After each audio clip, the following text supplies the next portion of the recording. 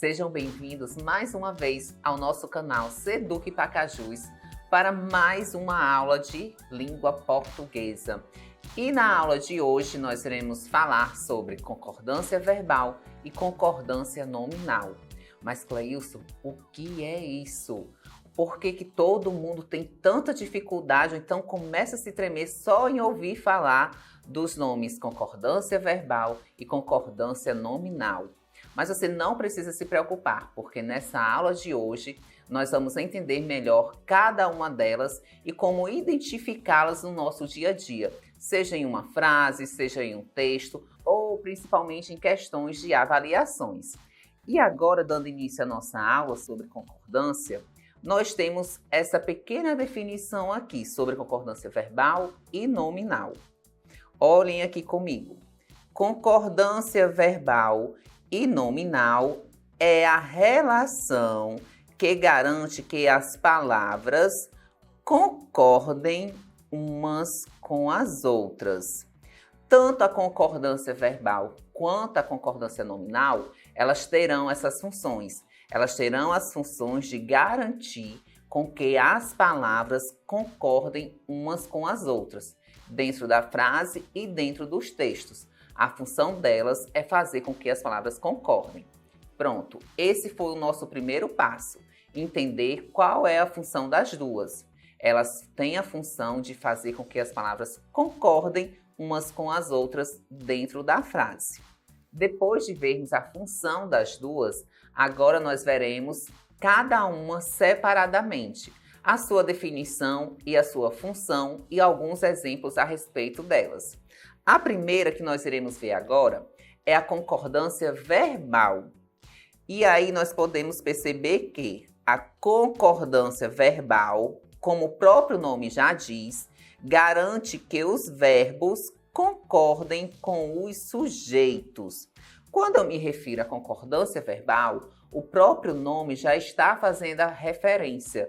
Se tem concordância verbal, eu vou focar principalmente nos verbos das orações e dos textos, porque é importante que os verbos concordem com os sujeitos. Mas, Cleilson, como é que eles vão concordar? Como é que eu vou identificar o sujeito? Calma, que daqui a pouco nós iremos ver mais à frente exemplos. E com esses exemplos irá sim ficar mais fácil de fazer essa identificação. Além de falar que a concordância verbal ela é a que garante a concordância dos verbos com os sujeitos, ele também fala que, para garantir a concordância verbal, precisamos respeitar as relações de número e pessoa entre o verbo e o sujeito. Vamos lá. A concordância verbal faz referência aos verbos. Os verbos têm que concordar com o sujeito. Só que eles precisam ter uma relação de número e pessoa. Ou seja, singular, plural, primeira pessoa, segunda pessoa, do singular, do plural. Eles precisam fazer essas relações entre eles, entre o verbo e o sujeito. Quando não há essa relação, logicamente não vai haver a concordância verbal que é para existir. Então, vamos lá. No primeiro caso, temos aí a concordância de sujeito composto antes do verbo. Vamos ver aqui novamente a concordância de sujeito composto antes do verbo. Aí ele diz: quando o sujeito é composto e vem antes do verbo, esse verbo deve estar sempre no plural. Olha aí a nossa primeira regrinha sobre concordância verbal. Quando a concordância de sujeito composto antes do verbo. O que é que fica bem claro aí nesse momento? Que quando eu tenho um sujeito composto que ele vem antes do verbo, o que é que deve acontecer? O verbo deve estar sempre no plural. A partir do momento que eu tenho um sujeito composto antes do verbo e o verbo está no singular, essa concordância verbal ela não vai existir. Vamos ver aqui os exemplos. Maria e José, olhem aqui, Maria e José conversaram até de madrugada. No segundo exemplo, construção e pintura ficarão prontas amanhã. Nesse caso aí, o sujeito é composto por quê?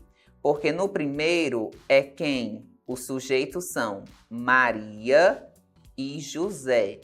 São dois sujeitos compostos. E, nesse caso, ele vem antes do verbo. Quem é o verbo da frase? Conversaram, que vem do verbo conversar.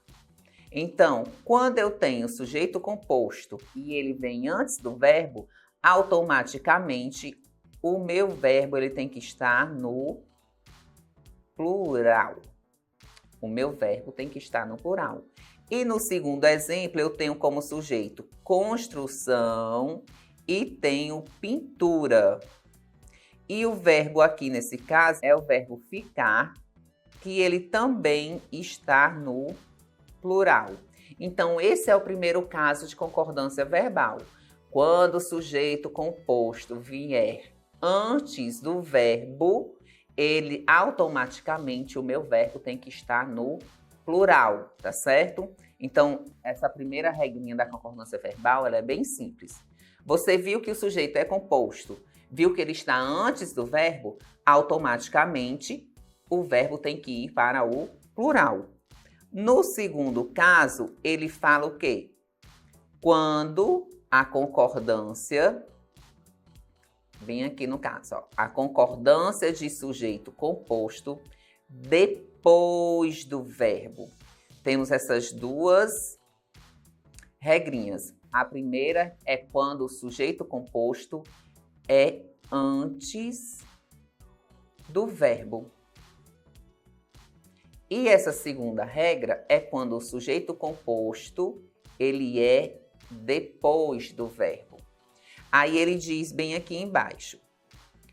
Quando o sujeito composto vem depois do verbo, o verbo tanto pode ficar no plural, como pode concordar com o sujeito mais próximo. Como assim, Cleilson? Vamos lá. Nessa regrinha também fica bem simples, porque ele fala, quando o sujeito é composto, que vem depois do verbo, o que é que acontece?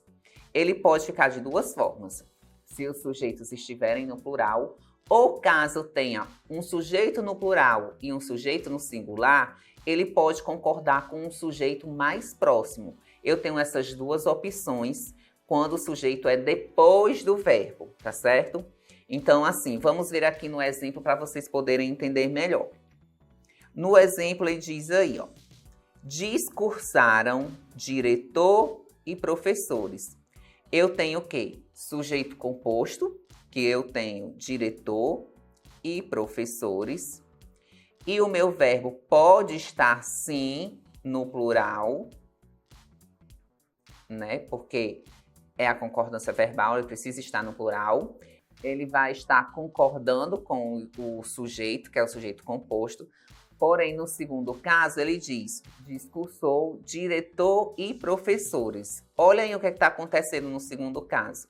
O verbo, ele não está no plural. Porém, ele está concordando com o sujeito mais próximo, que é o diretor. Então, lembra da regrinha? Olha o que a regrinha diz. Quando o sujeito composto vem depois do verbo, o verbo tanto pode ficar no plural, que é aqui, ó, o primeiro caso, que no primeiro caso ele está no plural, discursaram, né? E fica bem claro essa parte. Como também a regrinha diz que ele pode concordar com o sujeito mais próximo. E nesse caso aqui, o sujeito mais próximo, diretor, ele está no singular. Então, automaticamente, o verbo também foi para o singular. Ah, Cleilson, mas na primeira... Então, se tiver discursaram ou discursou, o sujeito é composto, ele apareceu depois do verbo. Ele tanto pode estar no plural como no singular? Sim. já que a regrinha é bem clara. Se o sujeito composto vier depois do verbo, ele pode sim estar no plural, mas ele também pode concordar com o sujeito que estiver mais próximo a ele. Que nesse caso, fica aí bem claro, né? Que no primeiro exemplo ele está no plural e no segundo ele está seguindo quem? O primeiro, o sujeito que está mais próximo. E o sujeito que está mais próximo é diretor, que está no singular. Os dois estão certos? Sim, os dois estão certos.